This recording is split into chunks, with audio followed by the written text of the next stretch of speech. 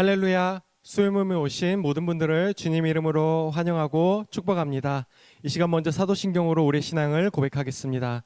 전능하사 천지를 만드신 하나님 아버지를 내가 믿사오며 그 외아들 우리 주 예수 그리스도를 믿사오니 이는 성령으로 잉태하사 동정녀 마리아에게 나시고 본디오 빌라도에게 고난을 받으사 십자가에 못 박혀 죽으시고 장사한 지 사흘 만에 죽은 자 가운데서 다시 살아나시며 하늘에 오르사 전능하신 하나님 우편에 앉아 계시다가 저리로서 산자와 죽은 자를 심판하러 오시리라. 성령을 믿사오며 거룩한 공회와 성도가 서로 교통하는 것과 죄를 사하여 주시는 것과 몸이 다시 사는 것과 영원히 사는 것을 믿사옵나이다. 아멘. 이 시간 함께 찬양하실 때 우리의 모든 걱정과 의심을 다 내려놓고 우리 주님의 일하심을 믿는 마음으로 같이 결단하며 찬양하겠습니다.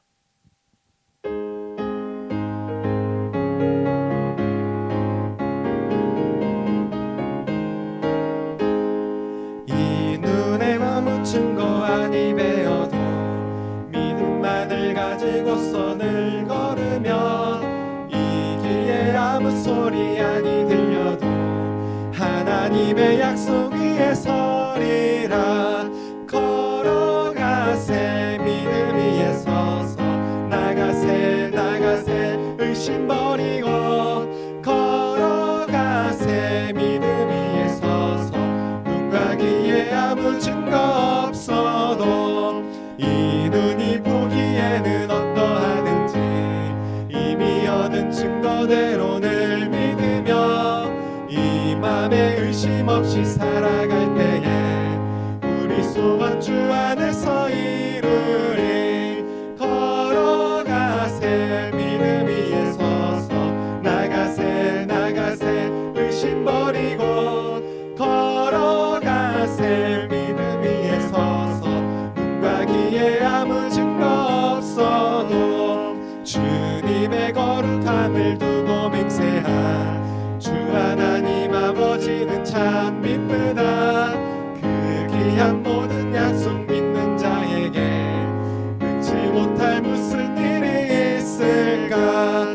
걸어가세 믿음 위에 서서 나가세 나가세 의심 버리고 걸어가세 믿음 위에 서서 눈과 귀에 아무 증거 걸어가세 걸어가세 믿음 위에 서서 나가세 나가세 의심 버리고 걸어가세 믿음 위에 서서 눈과 귀에 아무 증거 없어도. 아멘. 주님만 믿고 담대히 걸어가는 우리에게 소망합니다. 네, 우리에게 보이신 하나님의 나라와 그 하나님의 의를 우리가 구하고 또 우리가 찾는 그런 인생이 되기를 원한다는 그 마음을 가지고 같이 찬양으로 나아가겠습니다.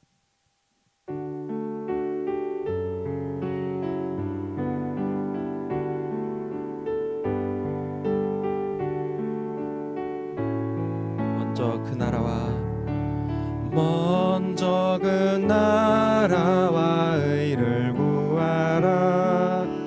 그 나라와 그 의를 그리하면 이 모든 것을 너희에게 더하시리라.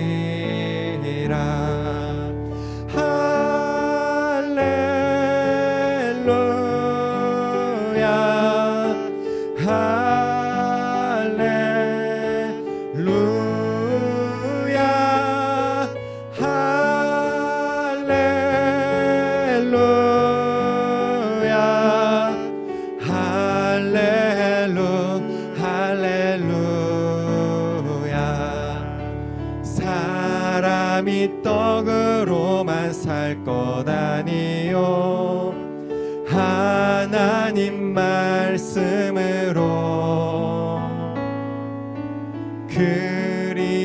그리하면 이 모든 것을 너희에게 더하시리라. 할렐루야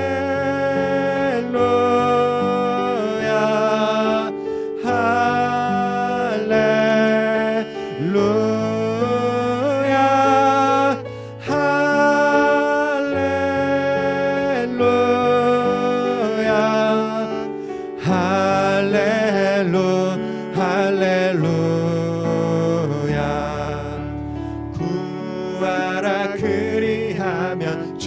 열릴 것이요 찾으라 찾을 것이요 두드리라 문이 열릴 것이니 할렐루 할렐루야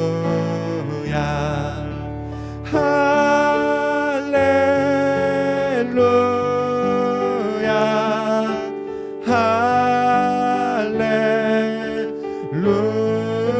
할렐루야 할렐루야 할렐루 목마른 사슴 시내 물을 찾아 헤매이듯이 내 영혼 주를 찾기에 갈급하나이다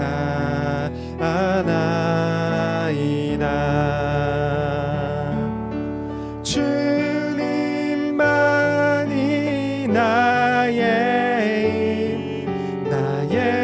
방패 나의 찬송만 나의 몸 정성 다 바쳐서 주님 경배하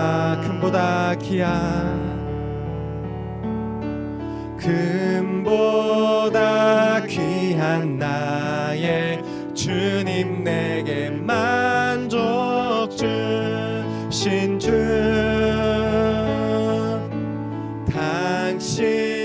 당신만이 나의 기쁨 또한 나의 참보배 주님만이 나의 힘 나의 방패 나의 참소망 나의 몸 정성 다 바쳐서 주님 경배합니다. 우리 함께 기도하기 원합니다. 기도하실 때 우리의 참 소망이 되시는 주님만 섬기는 우리가 되어가도록 오늘 수요 모임 중에 우리가 정말로 충성된 주님의 사명자임을 깨닫는 그러한 오늘의 시간이 될 수 있도록 주님 함께하여 주시옵소서. 이 마음을 가지고 함께 같이 기도하겠습니다. 하나님 아버지 정말로 우리를 충성된 주님의 사명자로서 저희를 일깨워 주시고 정말로 주님만 섬기는 저희가 되게 하여 주시옵소서.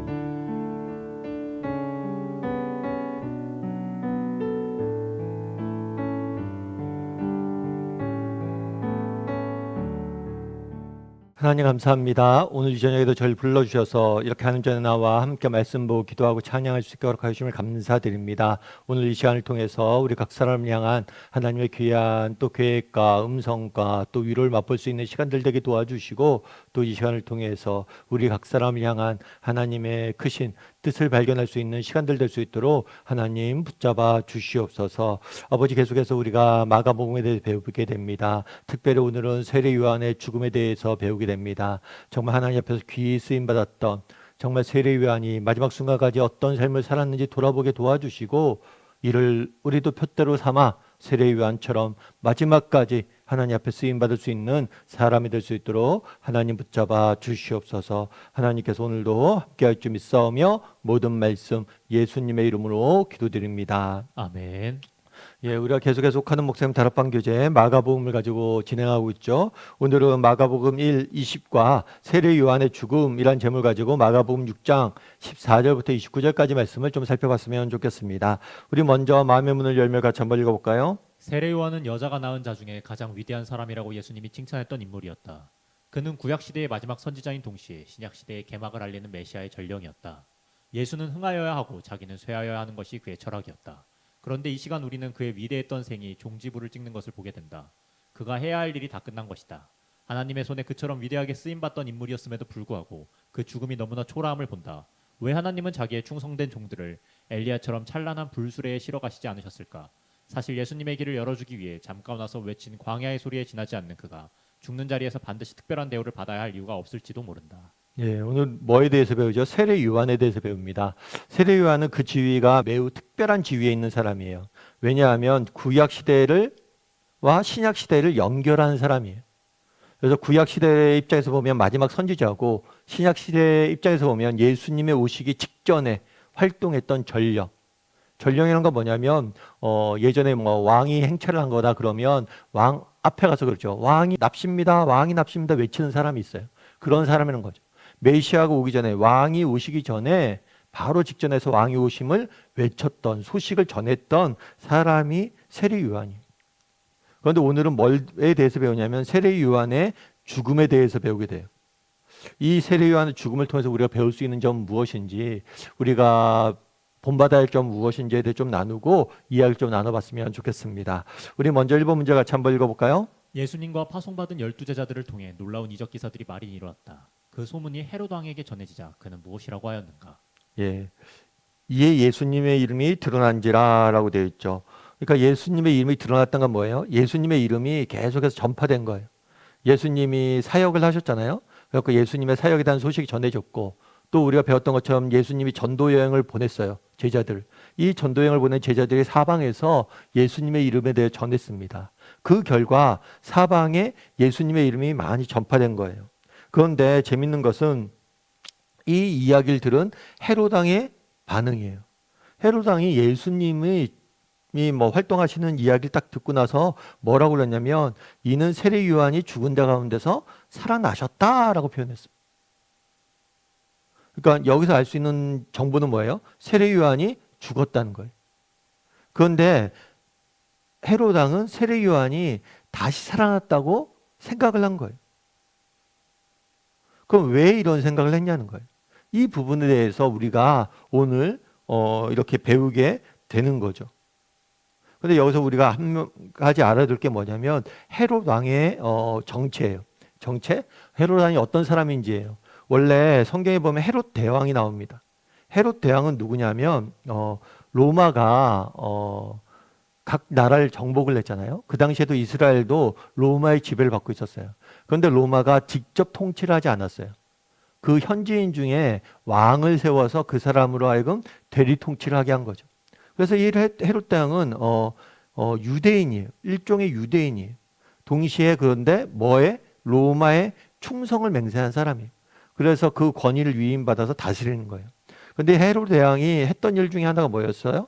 예수님이 태어나실 때 베들레헴에 있는 아기들을 다 죽였어요. 3살 미만의 아이를. 왜 죽였어요? 예수님을 죽이기 위해서. 그래서 우리가 예수님의 탄생 이야기 속에서 헤롯 대왕의 이야기를 듣죠. 그런데 이 본문에 등장하는 헤롯 왕은 헤롯 대왕을 의미하는 게 아니에요.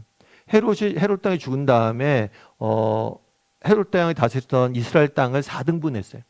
그래서 각 땅마다 다스리는 사람을 별도로 뒀어요. 이 4명은 전부 다 헤롯 대왕의 아들이에요. 그 중에 한 명이 헤롯 왕이에요. 본문에 등장하는. 그리고 또 한 명이 누구냐면 오늘 본문에 등장하는 빌립이에요. 이것 좀 이따 배우게 될 거예요. 그래서 이 왕 중에 그 당시에 이스라엘을 4등분했는데 그 중에 하나를 다스리던 사람이 헤롯 왕이에요. 근데 이 사람이 누굴 죽였냐면 세례 요한을 죽였어요. 그러면 왜 세례 요한이 이렇게 다시 살아났다고 생각했을까요? 우리 2번 문제 같이 한번 읽어볼까요?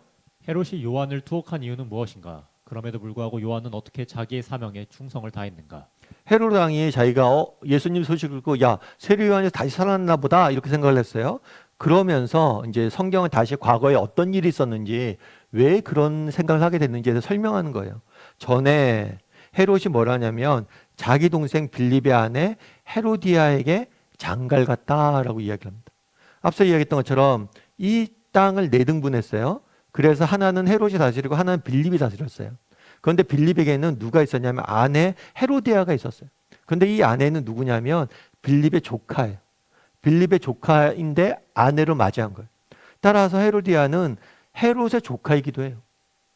그런데 빌립의 아내였던 헤로디아를 뭐예요? 헤로디아에게 장가를 간 거예요. 이것들을 두고 뭘 했냐면 세례 요한이 비판을 했어요. 뭐라고 했냐면 헤롯에게 말하되 동생의 아들을 취하는 것이 옳지 않다. 아니 당신이 이 나라의 지도자라는 사람 아니냐? 지도자라는 사람이 어떻게 이렇게 부도덕한 행위를 하느냐라고 비판을 했어요. 그러자 뭐랬냐면 이 헤로디아가 저기 한 거죠. 화가 났어요. 자기를 비판하니까 분노했어요. 그래서 헤롯에게 이야기를 한 거예요. 저 사람 저렇게 두면 안 된다. 그러자 헤롯이 뭐란 거예요? 옥에 가두었어요. 잡아 가둔 거죠. 여기서 우리가 알 수 있는 점 뭐예요? 본문은 여기 이렇게 됐죠. 요한은 어떻게 자기의 삶을 끝까지 충성을 다했느냐. 요한이 이제 죽음을 맞이하는데 마지막 순간까지 요한은 자신의 역할이 뭐예요? 선지자다. 선지자의 역할은 뭐예요? 정말 이스라엘 백성들을 바른 길로, 의의 길로 인도해야 될 책임이 있는 거잖아요. 하나님의 법대로 이 사람들이 살 수 있도록 도울 책임이 있는 거잖아요. 그래서 정말 이스라엘 백성들이 뭐 헤롯 왕도 그 중에 한 명이니까 정말 바른 길을 갈 수 있도록 끝까지 뭐예요? 직언을 하는 모습들을 보게 되는 거죠. 그 당시에 요한이 옥에까지 갇혔잖아요. 감옥에 감금됐어요. 그러면 나중에 죽음을 맞이하지만 죽을 위기에 처한 거예요. 그럼에도 불구하고 자신의 뜻을 정말 하나님이 주신 사명을 굽히지 않고 끝까지 정말 자신의 길을 자신의 사명을 잘 감당을 하고 있는 요한의 모습을 우리는 보게 되는 거죠. 그래서 내가 옥에 가뒀어요. 그럼 내가 실수했다. 다시는 그런 얘기 안 하겠다라고 풀려날 수도 있는데 그러지 않았어요. 끝까지 당신이 잘못된 거다. 나를 이렇게 감옥에 가두고 나를 죽이려고 해도 내가 이 말을 변기할 수는 없다. 당신이 잘못한 거다라고 이야기를 한 거죠. 여기서 보면 누가복음에 보면 누가복음 이야기는 초창기 세례 요한의 사역에 대해서 이야기를 해요. 그런데 세례 요한이 요단강에서 세례를 베풀었어요. 이 세례를 뭐에 대해서 표현하냐면 죄 사함을 받게 하는 회개의 세례를 베푼 거죠. 다르게 말하면 세례 요한의 사명이 있어요. 그건 뭐냐면 백성들에게 자신의 죄를 깨닫고 회개의 자리로 이끄는 거예요. 이런 사명을 뭐 하는 거예요? 끝까지 마지막 순간까지 잘 감당하고 있는 것을 우리가 볼 수 있죠. 왜요? 헤롯의 죄를 끝까지 지적하고 회개를 촉구했으니까. 3번 문제 같이 한번 읽어볼까요? 설교자가 신랄하게 당신의 죄를 책망하거나 가까운 사람이 당신의 잘못을 직설적으로 지적하고 나무랄 때 당신은 어떤 반응을 보이는가? 그리고 그 반응이 옳았다고 생각하는가? 여러분들 어떠세요? 누군가의 책망, 지적 이런 걸 받으면 어때요? 사실 이런 게 뭐예요? 이런 것들이 우리의 마음을 불편하게 하는 건 사실이에요. 불편하게 하는 건 사실이죠. 사실 혼나는 걸 좋아하는 사람이 어디 있어요? 어린애서부터 시작해서 나이가 든 노년에 이르까지 이런 책망을 받는 것들을 뭐예요? 좋아하는 사람은 없어요. 그래서 사실은 이 마음이 불편한 게 사실입니다. 그럼에도 불구하고 이제 그 다음이 불편한 건 자연스러운 인간의 반응이에요. 그 다음이 중요하겠죠. 마음이 불편하지만 이것들을 마음에 담고 생각하는 사람이 있어요. 그런데 이것들에 대해서 오히려 잊거나 분노하고 오히려 이 부분에 대해서 잘못된 반응을 보이는 사람도 있어요. 여러분 우리가 이 두 가지를 잘 기억을 해야 돼요. 우리가 책망을 받을 때 마음이 불편한 것 이건 정상적입니다. 그래서 우리가 누군가에 대해서 권고를 하거나 권면할 때 그 자리에서 당장 받아들이라고 강요해서도 안 돼요. 그게 쉽지가 않아요. 여러분들이 누구에게 어떤 말을 합니다. 어떤 지적들을 해요. 그럼 그 사람이 뭐 이렇게 강하게 불편한 반응을 보일 수가 있어요. 그것에 대해서 왜 그렇게 불편한 반응을 보이냐고 부딪히지 마세요. 이건 어쩌면 자연스러운 일이에요. 이제 당신이 그 부분에서 권면했으면 그 사람에게 맡기세요. 그거는 여러분이 해야 될 일이 아닐 수도 있어요. 그런데 내가 마음이 불편한 건 자연스러운 일이에요. 그런데 그 다음에 돌아 생각해서 뭐라는 거예요? 마음을 담고 마음에 담아두고 다시 한번 돌아보니까 자기를 자기 성찰을 할 수 있는가? 그렇지 않은가에 대해서 우리가 한번 돌아봐야 돼. 그래서 우리가 뭘 하냐면 다른 사람의 이런 책망이나 지적을 받았을 때 우리가 정말 자기 성찰을 할 수 있는 사람이 되어야 돼. 그리고 또 한 가지 기억할 게 뭐냐면 여러분 우리가 이렇게 지적, 책망 또 잔소리 하는 경우가 있잖아요. 여러분 이런 게 또 우리에게는 행복이에요, 행복. 아는 목사님이 계신데 그런 얘기 하더라고요. 사모님이 이렇게 먼저 세상을 떠났어요. 그래서 제일 아쉬운 게 뭐냐 그랬더니만 뭐 여러 가지 아쉬운 게 있죠. 그런데 우리 아내의 잔소리를 못 들어서 내가 정말 너무 슬프다. 그래도 나한테 대해서 싫은 소리를 할 수 있고 나에 대해서 이렇게 이 잔소리가 애정 아니었겠나. 그래서 이 잔소리가 그립다 그런 얘기도 하더라고요. 여러분 정말 누군가의 책망이나 지적을 받으면 뭐예요? 듣기 싫죠. 하지만 그게 행복. 그런 점에서 정말 우리가 책망받을 수 있다는 것은 값진 일이. 특별히 여러분 사람은 완전하지 않잖아요. 그래서 사람의 지적이나 그런 책망은 사실은 부족한 불완전한 것도 있어요. 그리고 감정적인 것도 있어요. 하지만 성경은 완전하잖아요. 그래서 여러분들 우리가 성경 앞에서 우리가 하나님 말씀 앞에서 책망을 좀 받아야 됩니다. 내가 성경을 읽었는데 반성되는 게 하나도 없다. 정말 성경을 읽었는데 가슴이 찔리는 게 하나도 없다. 그러면 우리가 문제인 거예요. 여러분 오늘 본문에 보면 설교자에서 이제 사람 이렇게 돼 있는데 사람과의 관계도 우리가 돌아봐야지만 보다 본질적으로는 성경 하나님의 말씀에 대해서 내가 어떤 반응을 보이고 있는가. 정말 말씀을 읽고 정말 그 말씀이 나를 회개케 하고 그 말씀이 나를 책망을 하고 그 말씀이 나를 정말 가슴을 찌르고 이런 경험들을 우리가 해야 돼요. 그게 정상이에요. 그렇지 않으면 우리는 정말 말씀을 통해서 우리가 자신의 모습을 돌아보지 않으면 뭐에 대해서 자신의 모습을 돌아볼 거예요. 사람의 말도 안 듣는데. 그래서 말씀을 통해서 끊임없이 자신의 모습을 돌아보고 정말 그 성찰할 수 있는, 자기를 성찰할 수 있는 그리스도인이 되어야 된다는 거죠. 4번 문제 같이 한번 읽어볼까요? 헤롯은 자기의 양심대로 행동하지 못한 사람이었다. 그리고 어떤 점에서는 헤로디아보다 더 악하고 비열한 인물이라고 할 수 있다. 왜 그렇게 볼 수 있는가? 뭐라고 되어 있냐면 이렇게 되어 있어요. 헤롯이 요한을 의롭고 거룩한 사람으로 알고 두려워하여. 첫 번째로 알 수 있는 건 뭐냐면 요한은 뭘로 알고 있는 거예요?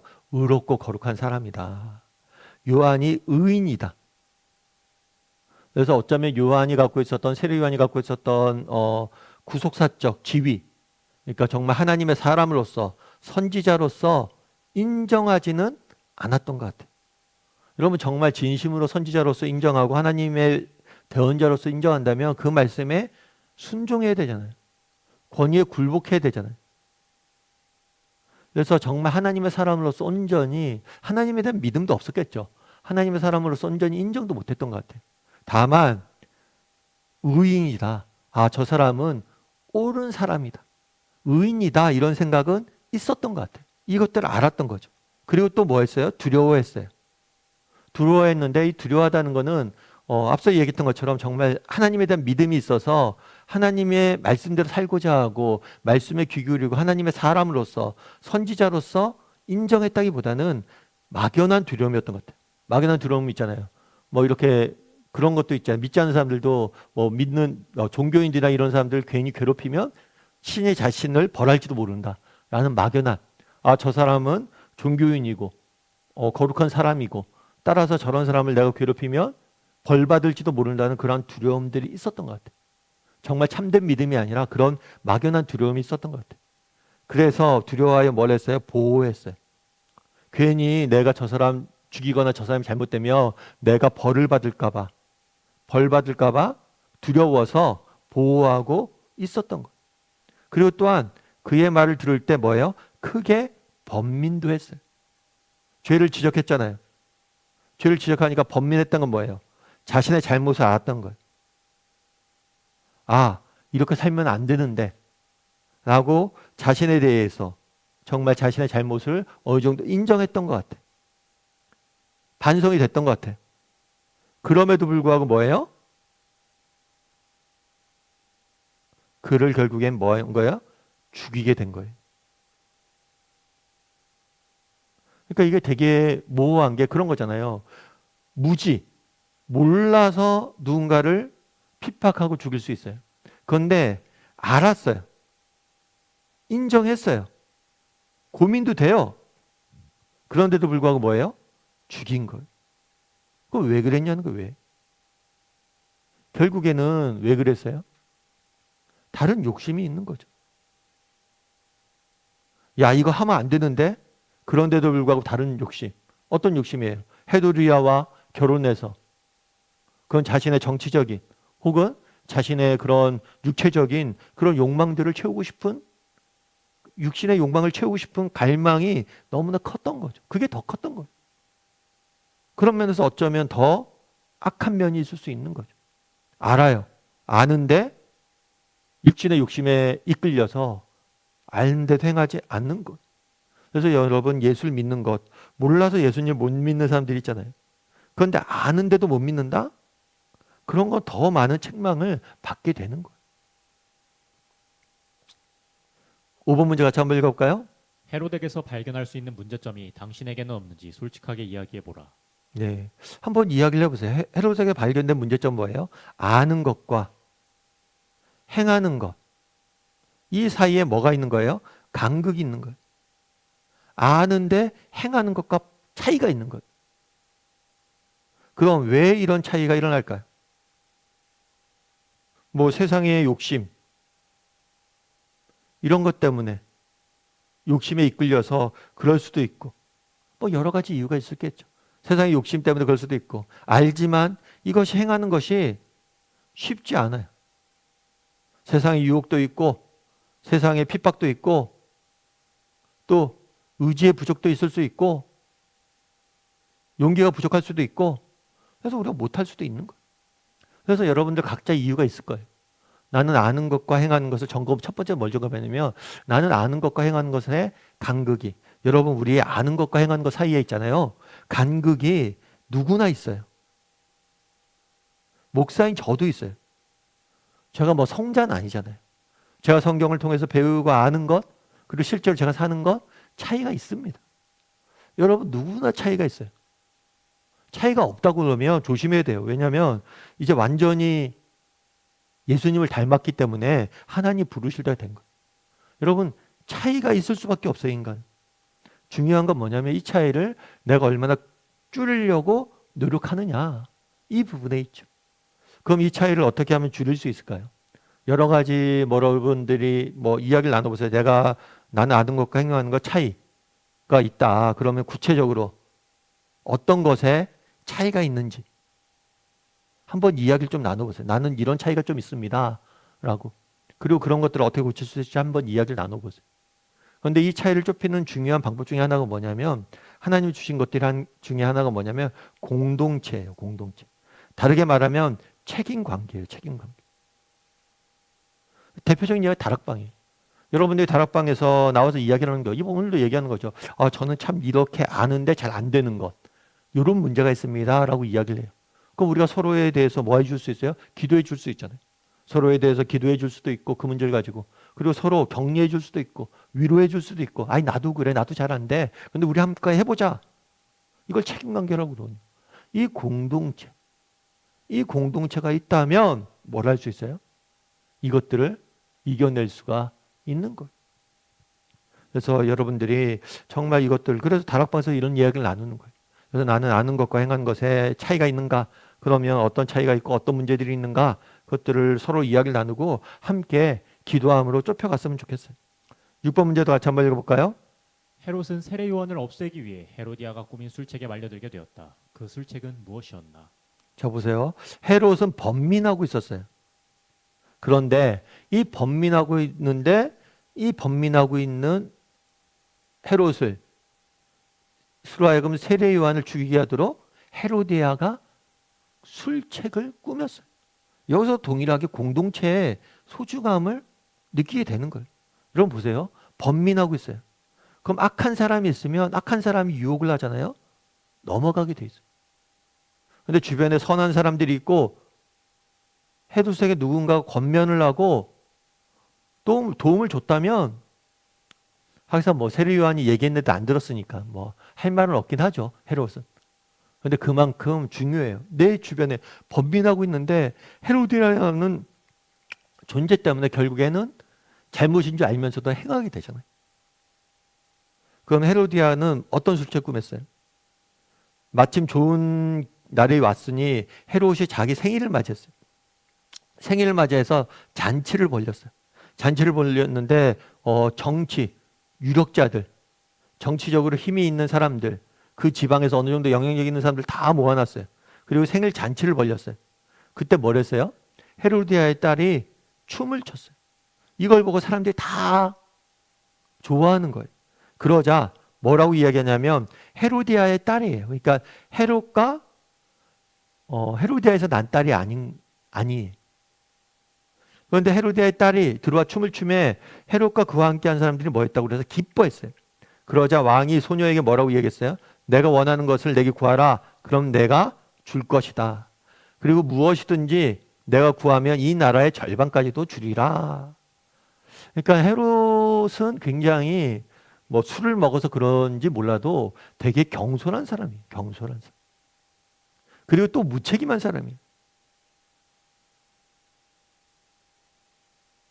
아무리 춤을 잘 춘다고 해도 그 어린 여자한테 나라의 절반을 주어서 되겠습니까?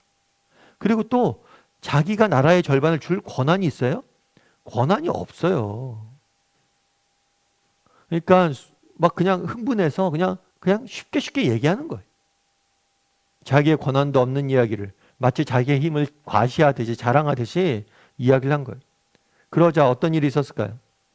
헤로디아의 딸이 헤로디아에게 가서 이야기했어요. 어떻게 하면 좋을까요? 그랬더니 엄마가 시켜요. 야, 요한의 머리를 구해라. 요한을 죽여달라고 구해라. 그래서 그걸 구했어요. 그랬다가 이제 왕이 어쩔 수 없는 거죠. 자기가 뭘 한 거예요? 뭐든지 들어주겠다고 했으니까. 왕이 이야기한 거예요. 근심했다고 그래서 근심. 자기가 맹세했잖아요. 그리고 사람들이 들었잖아요. 그럼 만약에 자기가 야야 내가 그냥 농담 삼아 한 거지 어떻게 요한을 죽여? 이렇게 이야기하면 뭐예요? 자기의 권위가 떨어지잖아요. 자기의 명예가 실추되잖아요. 사람들이 그런 거죠. 야 헤롯 왕은 말도 안 지키네. 저 사람과 어떻게 정치적 우리가 서약을 맺어? 이렇게 할 수 있는 거잖아요. 그래서 결국에 뭐예요? 거절할 수 없고 결국에 요한을 죽이게 되는 거죠. 7번 문제 같이 한번 읽어볼까요? 헤로디아의 영적인 문제는 무엇인가? 헤로디아가 요한을 죽이려고 계략을 꾸미잖아요. 헤로디아가 갖고 있었던 영적인 문제는 뭘까요?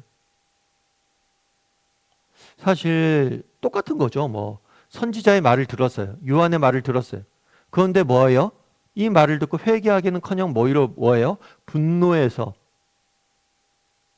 선지자를 죽이려고 음모를 꾸미잖아요. 왜 그래요? 그만큼 욕심에 사로잡혀 있는 거죠. 난 헤롯과 결혼하고 싶어요. 그래서 정치적으로 또 이런 육체적으로 이런 욕심들, 육신의 욕심들 이런 거에 사로잡혀서 그리고 또 이렇게 분노하니까 뭐예요? 자신의 명예가 더럽혀졌잖아요. 이것들에 대해서 분노해서 뭐라는 거예요? 죽인 거예요. 디모데후서에서는 뭐라고 했어요? 디모데후서에서는 말세, 마지막 때에 나타난 증상들에 대해서 이야기하고 있는데 쾌락을 뭐예요? 사랑한다. 자만을 하고 자신을 사랑하고 쾌락을 사랑해. 육신의 욕심에 이끌리는 거죠. 잠언에서는 재밌는 표현을 해요. 뭐라고 하냐면 거만한 자를 책망하지 마라. 그가 너를 미워할까 두려우니 지혜 있는 자를 책망하라. 그가 너를 사랑하리라. 여러분 정말 이게 되게 영적 부익부 빈익빈에 있어요. 이것도 하나님의 말씀을 들어도 마찬가지예요. 예를 들어 하나님의 말씀을 들어요. 그럼 영적으로 성숙한 사람은 뭐예요? 이걸 자기를 향한 말씀으로 듣고 뭐 하는 거예요? 반성을 해요. 그래서 이 사람은 더욱더 성숙해져요. 그런데 마음의 문이 닫혀있는 영적으로 어린 사람들 뭐예요? 말씀을 들어요. 자기 이야기로 듣지 않아요. 반성하지 않아요. 오히려 교만해요. 오히려 성경을 거부할 때도 있어요. 그래서 오히려 더 정말 미성숙해지는 경우들이 많아요. 이런 것도 실제로 많아요. 저희도 이제 사랑의 교회에서 부교육자 생활할 때 가끔 이제 옥하는 목사님이 저희들 막 교육자일 때 혼내는 경우가 있어요. 야, 너희들 요즘 이런 이야기들 들려. 너희들 그렇게 하면 되겠니? 라고 혼내잖아요. 그럼 정말 평소에 잘하고 있던 사람들은 자기를에 대한 이야기인 줄 알고 더 반성하고 더 열심히 하더라고. 그런데 내가 보기에 객관적 옆에서 보기에 저 사람 좀 이야기 듣고 조금 바로 했으면 좋겠어요. 근데 오히려 그런 사람들은 잘 듣지 않아. 하던 대로 계속해요. 그래서 여러분 아까 이야기했지만 정말 여러분 어떤 이야기 하나님 말씀 듣잖아요. 나의 이야기로 내게는 정말 이런 문제가 없는지 이렇게 받아들일 수 있어야 돼. 나의 문제로. 혹 이게 나와 무관해 보여도 나에게는 그런 게 없을까? 이 자세가 중요하겠죠. 무관하지만 나에게는. 자꾸만 이 사람들이 말씀을 들으면 자신의 문제로 가져가지 않고 다른 사람의 문제로 가져가요. 다른 사람을 지적하거나 다른 사람을 판단하는 도구로 쓴다는 거예요. 말씀. 나의 문제로. 내게 이런 문제가 없는지. 그래서 볼 수가 있어야 된다는 거죠. 8번 문제 같이 한번 읽어볼까요? 어머니와 함께 공모하고 요한을 죽이는 일에 큰 몫을 감당한 헤로디아의 딸을 보면서 우리가 깨달아야 할 점은 무엇이라고 생각하는가? 이게 참 딸을 보면서 어떤 생각이 드세요? 각자 한번 이야기를 나눠보세요. 저는 개인적으로 이 말씀을 보면서 그런 생각이 들었어요. 무서운 일이라는 생각이 들었어요. 헤로디아의 딸. 사실 헤로디아의 딸이 막 그렇게 세례요한을 죽일 자리까지 악행을 저지를 만한 이유도 없고, 다르게 말하면 그런 거예요. 왜 무서운 일이냐? 엄마가 요한을 죽이길 원했어요. 이게 어떤 부분 악행이잖아요. 이 악행, 이 분노를 품고 정말 세상의 욕심에 사로잡히니까 자녀마저도 뭐예요? 이용하고 뭐라는 거예요? 동참시키는 거죠. 정말 무서운 일이죠. 여러분들 그냥 읽었어요? 저는 무섭다고 생각 들었어요. 자녀의 인생마저도 망치는 거잖아요. 그럼 여러분 우리도 늘 경각심을 가져야 돼요. 여러분 우리의 모습은 오늘 내가 사는 모습 있잖아요. 이거는 나만의 인생이 아니에요. 내가 사는 모습은 나의 모습은 훗날 우리 자녀의 모습이기도 해요. 이게 좋은 모습이든 나쁜 모습이든지. 우리가 그런 얘기 하잖아요. 욕하면서 닮는다라는 이야기가 오죽하면 생기겠어요. 그런 경우들이 많아요. 정말 그런 경우들이 있는 거죠. 내가 정말 싫어했던 내 모습이 우리 자녀에게도 발견되고, 내가 정말 싫어했던 내 부모님의 모습이 뭐예요? 내게서 발견되고, 그런 경우들이 많잖아요. 그래서 내가 어떤 우리 자녀들에게 모범을 보이느냐, 이건 나뿐만이 아니라 우리 자녀들의 인생을 살리는 거. 그래서 여러분 정말 우리가 자녀를 위해서라도 잘 살아야 돼. 여러분 인생에 어려움들이 있습니까? 정말 시험이 있습니까? 정말 여러분들 더 우리가 든든해야 돼. 그런 경우들도 있잖아요, 여러분. 예, 자녀가 이제 입시예요. 입시를 치르는데 부모가 자녀보다 더 불안해. 그러면 안 돼요, 여러분. 부모면 의연해야죠. 믿음의 자세를 보여야죠. 물론 우리도 더 불안하죠. 부모가 더 불안해요. 원래는 부모가 더 불안해요. 공부하는 애들은 불안하지 않아요. 경험하지 않았으니까. 시험을 경험하지 않았기 때문에 시험에 떨어지고 시험이 잘 안 되고 이런 것들에 대해서 몰라요. 그러니까 그들은 우리보다 덜 불안한 게 사실이에요. 그런데 우리가 더 불안해요. 그렇다고 우리가 더 불안하지만 더 불안한 걸 보이면 됩니까? 안 되죠, 그건요. 내가 더 불안하지만 정말 우리의 불안은 하나님 앞에 가서 내려놓고 다락방에서 토로하고 자녀 앞에서는 믿음의 사람으로 네가 정말 기도하고 열심히 하나님 붙잡는다면 하나님께서 너의 인생을 지켜줄 거야. 결과를 맡기고 또 결과가 어떻게 나오든 정말 하나님이 이후에 인도하실 것들에 대해서 감사하고 때로는 정말 희망을 잃지 않고 이렇게 살려는 모습들을 보여줘야죠. 그게 우리가 보여야 될 모범이잖아. 그래서 정말 한번 이야기를 나눠보세요.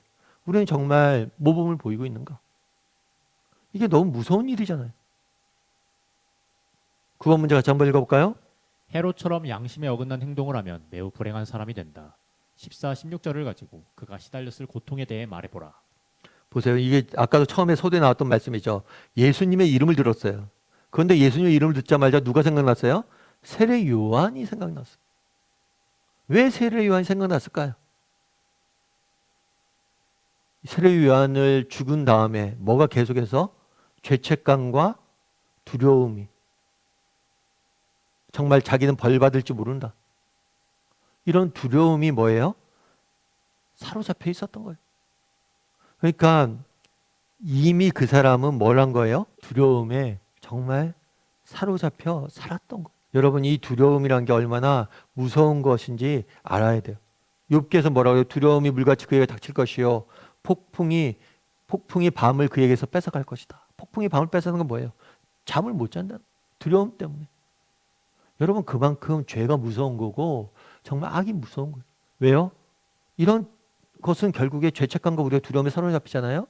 결국에 그러면 스스로 인생을 망쳐요.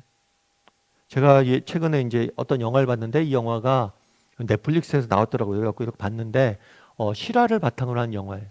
근데 뭐냐면 어떤 사람이 이제 어떤 아이들이 살인을 저질렀다는 누명을 써요.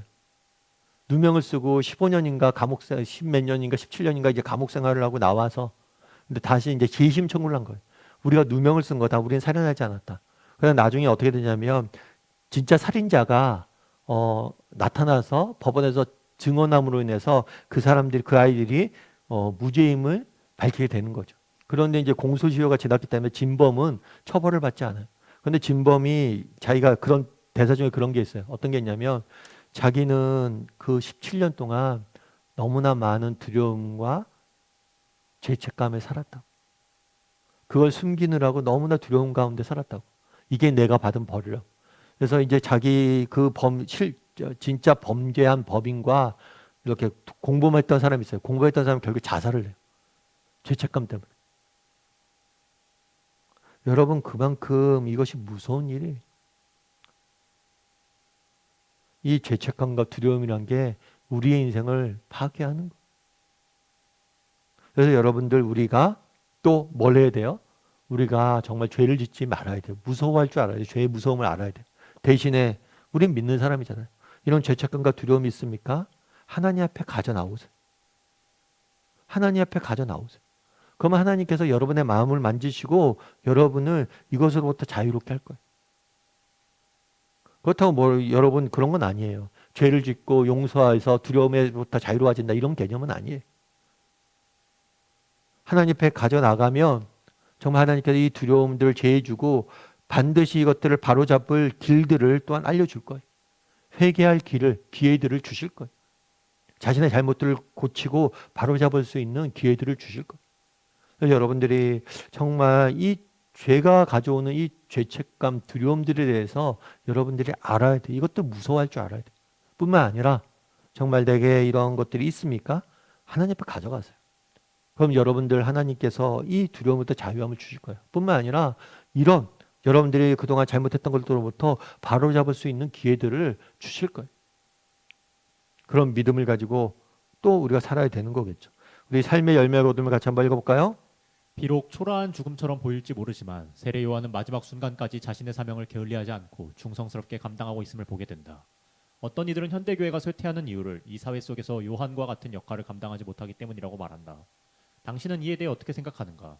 죄를 책망하며 회개의 복음을 전파하는 요한의 역할을 우리가 감당해야 한다고 보는가? 네. 이런 요한의 역할을 우리가 감당해야 되고 보는가? 우리가 감당해야겠죠. 이것들을 감당하기 위해서는 우리도 또한 뭘 해야 돼요? 요한처럼 살아야 돼요. 정말 요한의 메시지가 힘이 있었던 이유는 뭐예요? 그가 거룩한 자다. 그가 정말 말씀대로 살려고 노력했기 때문에 그 모습이 전제되었기 때문에 영향력을 미쳤던 거예요. 그래서 우리도 뭘 해야 돼요? 정말 우리가 말씀대로 살려는 모습을 보여야 되고 그것들이 우리에게 뭐예요? 힘이 되어서 세상 사람들에게 정말 우리의 모습을 보고 그들이 뭘 하는 거예요? 우리의 말을 듣고 우리의 모습을 보고 회개하게 이끌어야 되는 거예요. 물론 이게 완벽하게 살라는 이야기는 아닙니다. 하지만 이것들을 위해서 우리가 뭘 해야 돼요? 노력해야 돼요. 이 노력할 때 이 노력하는 모습을 통해서 뭐가 되는 거예요? 우리가 선한 영향을 미치고 사람들을 변화시킬 수 있는 거예요. 그래서 여러분들이 정말 우리가 늘 그렇게 이게 그런 거거든요. 어떤 사람들은 그런 게 있어요. 다른 사람들 지적하는 사람들이 있어요. 그런데 그런 게 아니라 정말 하나님, 함께 하나님을 바라보면서 끌어주는 거예요. 다르게 하면 그런 거죠. 아, 나도 말씀대로 잘 살지 못하는데 살려고 노력하고 있어. 우리 함께 살아봅시다. 세상 사람들, 저도 믿는 사람이지만 믿는 사람답게 사는 게 쉽지가 않았습니다. 하지만 이 길이 옳다고 생각합니다. 우리 이 길로 가야 됩니다. 이렇게 이야기할 수 있어야 된다. 우리가 먼저 말씀대로 살려고 노력하고 또 그 모습들 보고 사람들에게 영향력을 미칠 수 있는 것. 특별히 또 오늘 요한의 복음에서 우리가 배울 수 있는 점이 있죠. 그건 뭐예요? 마지막이라는 단어예요. 참 이게 우리가 기도해야 될 제목이에요. 저희 어머님도 늘 요즘은 기도하신 제목 중에 하나가 그거라고 그러더라고요. 혹시라도 내가 치매 걸리지 않게 해달라고 기도하고 있다. 내가 혹시라도 치매에 걸려서 우리 예수님 잊어버릴까봐. 하나님 부인하게 될까봐 내가 너무 두렵다. 물론 치매 걸려서 하나님 부인한다고 뭐 하나님께서 그 믿음이 없다라고 이야기하지 않겠죠. 여러분 어떤 질병이나 정신적인 사유로 인해서 하나님 부인하는 것들에 대해서 하나님이 죄라고 이야기하진 않아요. 그럼에도 불구하고 마지막까지 내가 건강을 유지해서 하나님의 사람으로서 덕을 보여야겠다. 이런 마음을 가지고 기도하시더라고요. 여러분 정말 우리 기도 많이 해야 돼요. 뭘 많이 해야 돼요? 마지막 순간까지 정말 믿는 사람으로서 잘 살게 해달라고. 끝까지 잘 달려가게 해달라고. 왜냐하면 중간에 이상하게 되면 그것처럼 불행한 사람이 없잖아요. 제가 목사예요. 저도 기도하는 제목이 그런 거예요. 마지막까지 잘 달리게 해달라고. 제가 목사잖아요. 목사인데 마지막에 예수님 부인하면 어떻게 돼요? 근데 제가 목사예요. 20년 동안 30년 동안 사역을 잘했어요. 근데 마지막 1년 이상한 행동을 해요. 그러면 그동안 쌓였던 것이 다 물거품이 되죠. 여러분 우리 생이 그렇지 않아요? 여러분들이 60년 뭐 70년 이렇게 열심히 살았어요. 근데 마지막에 정말 이상하게 변해버린다면 그동안 우리의 수고가 다 물거품이 되잖아요. 왜요? 사람들은 또 이상하게 마지막 순간을 많이 기억하잖아요. 그래서 여러분들 기도하세요. 내가 마지막까지 정말 하나님 옆에서 끝까지 잘 달려가게 해달라고. 그게 우리가 정말 기도해야 될 제목이고 우리가 나아가야 될 푯대예요. 그리고 멈추지 마세요. 왜 마지막에 이상하게 되는 경우들이 있냐? 멈춰서 그래요. 멈춰서 여러분. 아, 이만하면 됐지. 아, 나 이 정도 살았으면 괜찮아. 이렇게 멈추잖아요. 그러면 제가 늘 말씀드리면 신앙이란 게 강을 거슬러 올라가는 거예요. 멈추는 순간 후퇴하게 돼 있고 그러다 보면 뭐예요? 이상해지는 거예요. 그래서 마지막까지 이런 결심을 해야 돼요. 내가 마지막까지 조금 더 끝까지 예수님에게 달려가겠다. 예수님 향해 나아가겠다. 신앙의 열심을 끝까지 내겠다. 멈추지 않겠다. 이런 마음을 가지셔야 돼요. 그런 마음을 가지고 또 마지막까지 최선을 다해서 요한처럼 하나님 앞에 쓰임받는 저나 여러분 되기를 주님의 이름으로 소원합니다. 우리 이시 함께 기도했으면 좋겠습니다. 기도하실 때 오늘 말씀 기억하면서 기도했으면 좋겠습니다. 오늘 세례 요한의 모습을 보게 됩니다. 정말 세례 요한이 마지막까지 자신에게 정말 주어진 사명을 잘 감당하는 모습을 보게 됩니다. 우리도 세례 요한처럼 마지막까지 주님이 주신 소명을 잘 감당할 수 있는 사람들이 되게 해달라고. 각자에게 주신 소명이 있을 거예요. 가정에서 또 공동체에서 이 세상 속에서 그것을 끝까지 마지막까지 잘 감당하는 사람이 되게 해달라고 기도했으면 좋겠습니다. 또한 우리에게는 헤롯과 같은 모습은 없는지 분명히 압니다. 그런데 행하지 못하는 모습은 없는지 아는 것과 행하는 것이 일치되는 그런 모습들을 갖게 해달라고. 그것들 위해서 노력하게 해달라고. 그리고 또 우리에게는 헤로디아 같은 모습이 없는지 헤로디아가 그가 정말 잘못함으로 그의 딸까지 악영향을 끼치는 모습을 보게 되잖아요. 정말 우리 자녀들에게 모범을 보이고 정말 그들에게 정말 빛이 되는 역할을 하는 부모가 되게 해달라고. 이제 오늘 말씀 기억하면서 한 목소리로 같이 기도하도록 하겠습니다. 기도하시겠습니다.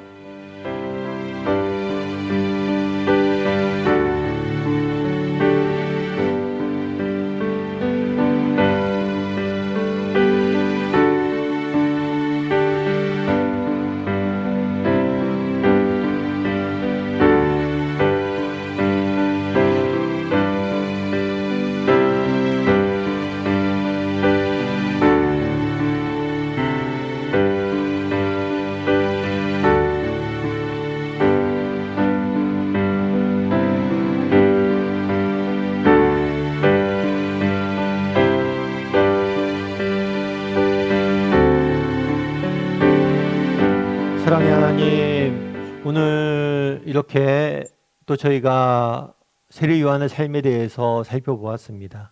정말 세례 요한이 그러했던 것처럼 우리도 마지막 날까지, 마지막 순간까지 하나님이 주신 소명을 잘 감당할 수 있는, 끝까지 최선을 다해 살아갈 수 있는 우리 모두가 될 수 있도록 주여 은혜를 더하여 주시옵소서. 아버지 하나님, 우리에겐 헤롯의 모습이 없습니까? 알지만 아는 대로 행하지 못하는 그런 경우들이 너무나 많습니다. 하나님, 우리를 불쌍히 여겨주시고 정말 우리에게 용기도 주시고 또 우리에게 힘도 주셔서 정말 우리가 아는 대로 조금이라도 더 살고자 노력하는 사람들이 될 수 있도록 주여 은혜를 더하여 주시옵소서. 아버지 하나님, 정말 헤로디아의 그런 악행이 그의 딸까지 물들이고 망치는 모습들을 보게 됩니다. 하나님, 우리는 정말 우리 자녀들에게 어떤 모범을 보이고 있고 우리는 또 우리 주변의 사람들에게 어떤 영향력을 미치고 있는지 돌아보게 도와주시고 정말 우리가 선한 영향력을 미치고 사람들에게 선한 길로 인도할 수 있는 그런 선한 사람들이 될 수 있도록, 그런 영향력을 미칠 줄 아는 사람들이 될 수 있도록 주여 우리를 붙잡아 주시옵소서. 아버지 하나님, 이번 주 한 주간 또 다락방 모임입니다. 모임 가운데 함께하여 주셔서 우리가 서로에게 큰 힘이 되어지고 서로에게 선한 영향력을 미치고 서로를 응원함으로 함께 달려갈 수 있는 복된 다락방이 될 수 있도록 하나님 은혜를 더하여 주시옵소서. 은혜 감사를 드리며 모든 말씀 예수님의 이름으로 기도드립니다. 아멘. 하늘에 계신 우리 아버지여, 이름이 거룩히 여김을 받으시오며 나라의 마옵시며 뜻이 하늘에서 이루어진 것 같이 땅에서도 이루어지이다. 오늘날 우리에게 일용할 양식을 주옵시고 우리가 우리에게 죄 지은 자를 사하여 주는 것 같이 우리의 죄를 사하여 주옵시고 우리를 시험에 들게 하지 마옵시고 다만 하에서 구하옵소서. 대개 나라 원세 영광이 아버지께 영원히 쌓옵나이다. 아멘.